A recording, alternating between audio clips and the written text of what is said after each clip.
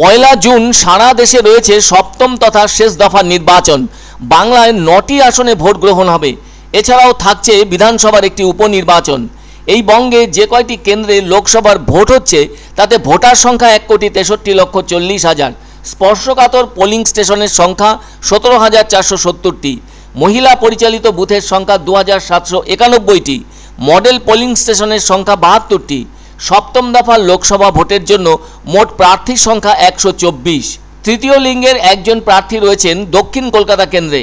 অতি স্পর্শকাতর বুথের সংখ্যা 3,740টি। মোট কেন্দ্রীয় বাহিনী মোতায়েন করা হয়েছে 967টি কোম্পানি। এছাড়াও 33,292 জন রাজ্য পুলিশ থাকছে। সব মিলিয়ে মোট 11 জন অবজারভার রয়েছেন। আছেন 5 জন পুলিশ পর্যবেক্ষক এবং 6 জন সাধারণ পর্যবেক্ষক। যারা 85 বছরের বেশি ভোটার তাদের মধ্যে বাড়িতে ভোট দিয়েছেন 29,476 জন। 45,109টি লাইসেন্সপ্রাপ্ত বন্দুক জমা পড়েছে।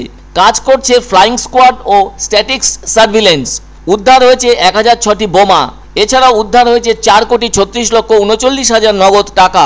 তবে উত্তর 24 পরগনার জলপথের দিকে যে সমস্ত ভোটকর্মীদের ডিউটি পড়েছে তারা এদিনই ইভিএম সহ ভোট গ্রহণের যাবতীয় সামগ্রী নিয়ে রওনা দিয়েছেন ডিসিআরসি সেন্টার থেকে। আবার সন্দেশখালীতে যাদের ভোট গ্রহণের ব্যাপারে দায়িত্ব পড়েছে সেই সব ভোটকর্মীরাও বিডিও অফিস থেকে ভোট গ্রহণের সামগ্রী নিয়ে বৃহস্পতিবারই রওনা দিয়েছেন। আসলে যে সমস্ত ভোটকর্মীরা জলপথের অঞ্চলগুলিতে দায়িত্ব পালন করবার জন্য নির্বাচিত হয়েছেন তারা এদিনই বিভিন্ন ডিসিআরসি সেন্টার থেকে ভোটের সরঞ্জাম নিয়ে রওনা দিয়েছেন। ভোট কেন্দ্রে মোবাইল ফোন নিয়ে যাওয়া একেবারেই নিষিদ্ধ করা হয়েছে। শুধুমাত্র পোলিং পার্টির কাছে সাইলেন্ট রাখতে হয় ফোন। ওই সব অঞ্চলের ভোটকর্মীদেরকে লাইফ জ্যাকেটও দেওয়া হয়েছে, আবার আলাদা করে ইমার্জেন্সি লাইটও দেওয়া হয়েছে। রেমালের দাপটে বেশ কিছু ভোট কেন্দ্রের ক্ষতি হয়েছিল, পরে সেগুলিকে সারাই করানো হয়েছে। শেষ দফার ভোট সংক্রান্ত যাবতীয় তথ্য এদিন জানালেন রাজ্যের অতিরিক্ত নির্বাচনী আধিকারিক অরিন্দম মুখার্জি। একটা জিনিস পরিষ্কার, যেহেতু আবহাওয়া দপ্তর আগে থেকেই জানিয়ে দিয়েছে ভোটের দিন বৃষ্টি হবে, সেজন্য জলপথ অঞ্চলের দায়িত্বে যারা রয়েছেন তাদেরকে এদিন রওনা দিতে হলো। এদিন বিকেলে এক সাংবাদিক সম্মেলন করে একথা জানালেন নির্বাচন কমিশনের অতিরিক্ত নির্বাচনী আধিকারিক অরিন্দম নিয়োগী।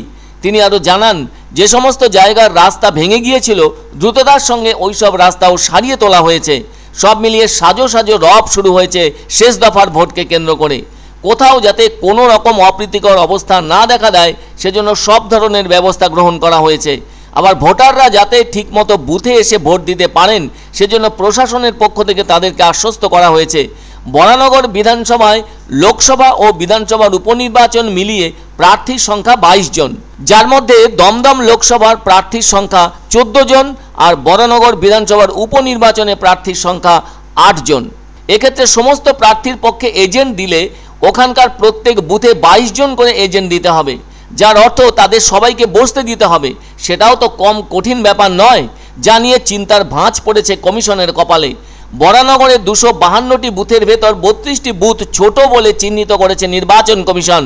সেখানে জোর হলে 4-5 জন বসতে পারবেন সুষ্ঠুভাবে।